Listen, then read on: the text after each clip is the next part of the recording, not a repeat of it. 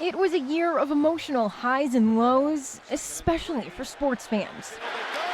2019 started off super as Tom Brady led the New England Patriots to a 6th Super Bowl win in Atlanta. It's unbelievable. But team owner Robert Kraft found himself in an unwanted national spotlight for allegedly paying for sex at a massage parlor in Florida.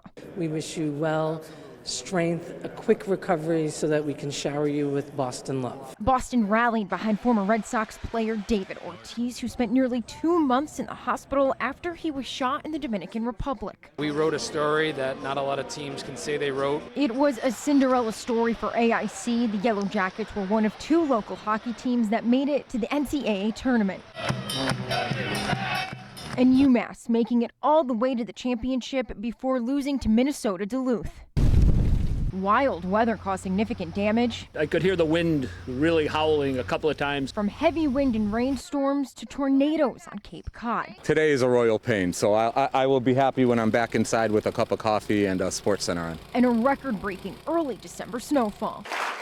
Both Westfield and Chicopee elected new mayors, Don Humison in Westfield and John View in Chicopee. We look at each other and it's like, wow, are we going to get paid? 800,000 federal employees started the year with no paychecks when the federal government shut down for a record 35 days. Contract! When do we want it? Now! And Stop and Shops closed across the region when workers went on strike over stalled contract talks. The court orders you to serve a term of life in prison without the possibility of parole. 2019 also brought closure for the Siegert family. Gary Shara pled guilty to the kidnapping and murder of Lisa Siegert in Agawam in 1992, bringing an end to a 27-year-old cold case.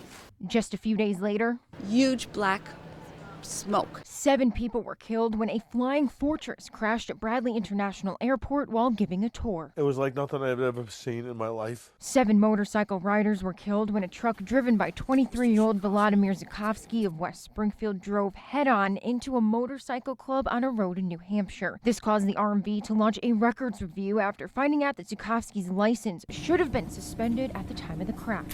Loved sports, loved the community, but he loved being a soldier. The community came together to mourn the loss of Master Sergeant Luis De Leon Figueroa, who was killed in combat in Afghanistan in August. We just want the gun violence to stop. There were 20 homicides in Springfield in 2019. That's the most in more than 7 years. Joint venture language is important. And 13 current or former Springfield police officers pled not guilty to charges related to an alleged beating that stemmed from an argument that started in Nathan Bill's Bar and Restaurant in 2015. I look forward to serving the women and men of the Springfield Police Department and the citizens of Springfield honorably and with dignity for the next 4 years. Thank you. Cheryl Clappard was sworn in this year as Springfield's first female commissioner. Joseph Amatucci. First responders were honored as the Springfield September 11th monument was unveiled this summer. The monument in Riverfront Park lists the names of 500 first responders who died in the 2001 terror attacks. Also over the summer, a triple E scare. 3 people died from the mosquito-borne illness. With the simple goal of not allowing another generation to become addicted to nicotine. And 3 people died from vaping-related lung injuries, prompting the governor to pull vaping products from store shelves.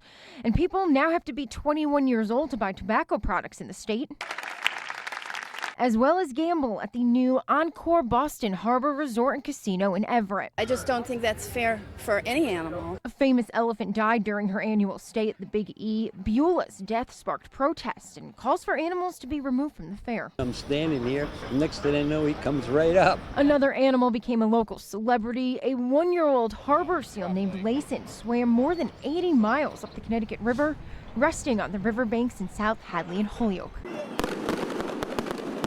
2019 was a memorable year here in Western Massachusetts, and its end marks not only the end of a year, but the end of a decade. It's now time to say goodbye to 2019 and wipe the slate clean for a new year and a new decade with new possibilities. Taylor Knight, 22 News.